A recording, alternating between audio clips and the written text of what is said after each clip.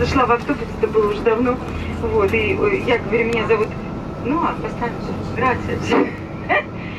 Он говорит, значит, у них же пишут в бумагах, какие-то как зовут. И я говорю, Елена, он говорит, у меня написано, я говорю, тебя как зовут? Он говорит, Казанова, вместо того, сказать, что его Фран зовут.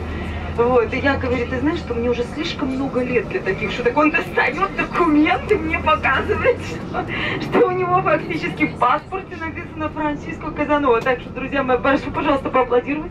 Водитель такой, este para aquí, mi amigo. Porque tú tienes apellido fantástico, y sabes, todas mujeres cuando oyen es absolutamente ya un placer, sí. А, да, нет, он говорит, ну знаете, вот хлопают это хорошо, если бы все женщины в автобусе меня поцеловали, было бы еще лучше. Как вам нравится. Ну что, хочу вам сказать, что мы сегодня с вами в хороших руках, потому что очень важно, водители на наших дорогах, это важно. Вы еще только прилетели. Из каких городов, вот скажите, вам откуда? Девочки, откуда красивые? Девочки из Нью-Джерси, фантастика. Но откуда-то в оригинале же были ваши родители. Скажите, почему вы говорите на нашем... Из Тбилиси. Представляете, они из Тбилиси, из Нью-Джерси встретились. Мы... Такая была организация, раньше называлась Советская армия. Вот примерно так же народ со всех республик. Теперь это автобусы на Канарских островах экскурсионные. А вы откуда? Видите, вот тут все проще, из Сургута. А я хочу вам сказать, что когда-то Сургут...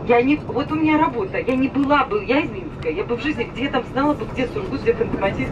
Я помню, я спрашивала, между прочим, Ханты-Мансийск и Сургут, смотрю, они как-то вот так вот, и Ханты-Мансийск говорит, и Сургут говорит, мы работаем, поэтому мы серьезные. А вот это вот, когда они приезжают, понимаете, у вас там, казалось бы, два города на непонятные просторы, и те что-то там, одни работают, а вторые, видите ли, там правят, как их называют, администрация, да, вот представляете? А там откуда народ, откуда вы? Откуда? А? Краснодар. Ну, представьте, какой набор. Москвы нету, что ли, сегодня? А думаю, что... Я думаю, ничего себе, это ж надо.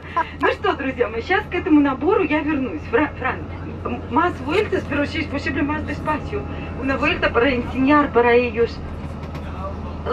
Но, pero más despacio. Если подумаешь, un poquito más despacio. Смотрите, для чего он здесь крутится. Мы с ним смеялись, потому что я знают уже водители, которые у меня года, они знают, что я прошу проехать через эту площадь. Для чего?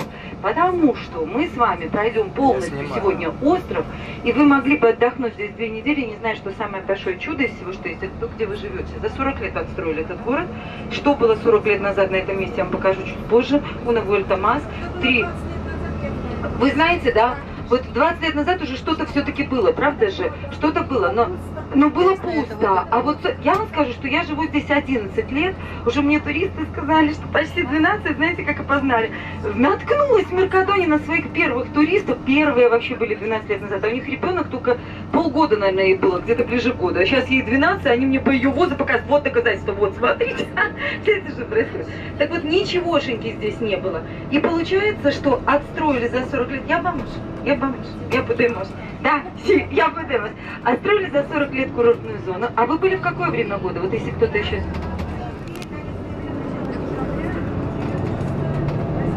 Конец света. Ну надо же, 98-й год.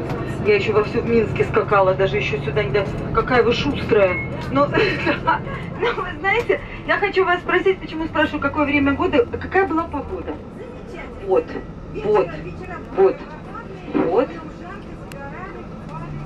А дожди были? Вот.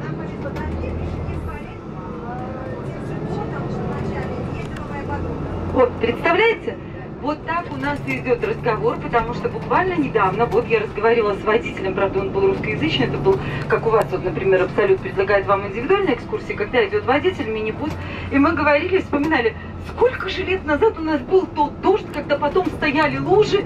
Короче, туристы все это слушали минут 5, потом стали смеяться. Мы даже не понимали, насколько абсурдный разговор мы ведем. Это уже потом до меня дошло, что это действительно звучит смешно. Вот как я из Минска, и у нас там 3 месяца якобы что-то похожее на лето, а потом все остальное не пойми, что вообще происходит. То ли дождь, то ли снег.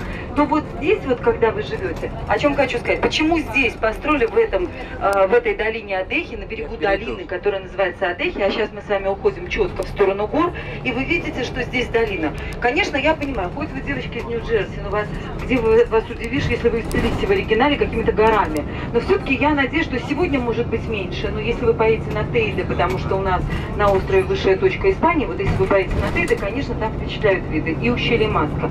Даже те, кто видели все, вот иногда, когда едет в Казахстан, их тоже сложно. Например, Алматы говорят, что у них очень город такой весь, красота там неописуемая по видам, но и здесь тоже это есть. Но тут-то самое главное другое, что посмотрите, тут горы формируют объятия, так вот как будто руками они обнимают эту часть берега. На берегу этой долины находится наша с вами курортная зона, город Плая де лас Америкас. Вот смотрите, сейчас начну объяснять смешную вещь, потому что смотрим налево, вон растительная картинка в естественном виде. Какая? Какая? Никакая, пустыня. Вот знаете, спасибо вам за слово «никакая», потому что я вам честно скажу, что я бы в микрофон сама его не сказала, потому что, нельзя так сразу вот в микрофон такие слова говорить. А за вами я вполне могу повторить, но это слово очень хорошо рифмуется с вопросом «какая, никакая». И главное, что это слово полностью отражает вот суть этой растительной картинки, то, как она выглядит. Сразу становится все понятно. Емкое такое слово, не надо долго объяснять, что вот она такая засушливая, она пустынная, что тут большую часть года тепло и сухо. Нет, вот никакая. И сразу все понятно, что там трикутся хвосты травки. Единственное, что к вечеру я все-таки ее реабилитирую, вы поймете, что она уникальна. Как и, собственно, вся растительность Канарского архипелага. Но все-таки для начала запомните, как она выглядит. Во-первых, она своим названием нам с вами сейчас быстренько расскажет, где мы находимся, где мы живем, и с чего мы начинаем сегодня наш полный круг по дорогам острова Тенерифе. Официально она называется «Южная прибрежная растительная картинка острова Тенерифе». Южная, значит, мы находимся на юге острова. Прибрежная, значит, мы находимся в прибрежной зоне. И вот тут начинаются чудеса. Мой папа летчик, мне говорит, слушайте, у меня папе через неделю, 70 лет, я в Минск полечу, представляете? Представляете, как полечу, все девочки, учитесь, значит, мне будет, а мне через 3 июля, ему 1, мне 3, 47 лет. Вот мне 47 лет, у меня есть вообще какой-нибудь разум, я лечу огородами, чтобы, значит, родители не знали. Там я должна выскочить в доме, как черт из табакерки, из тетиной машины с дядей, чтобы все получили инфаркт. Это вот так называется, надо поздравлять папу. Но надеемся, что в свои 70 лет он летал до 63, что все-таки сердце у него крепко, инфаркт он не получит. Ну, в общем, развлекается полминска, потому что знают все, кроме родителей. Вот так вот в жизни оно бывает. Ну, так вот, мой папа летчик мне говорил, что первые прыжки с парашютом совершают с высоты 850 метров. Кто-то говорит, уже варьируется, все-таки ему лет много, когда он там еще учился. Но, друзья мои, на Тенерифе до километра высоты над уровнем океана, 1000 метров, это прибрежная зона по растительности. То есть, видите, какое чудо? Есть места, где 850 метров совершают прыжки уже с парашютами, а у нас до километра это вообще прибрежная зона, потому что остров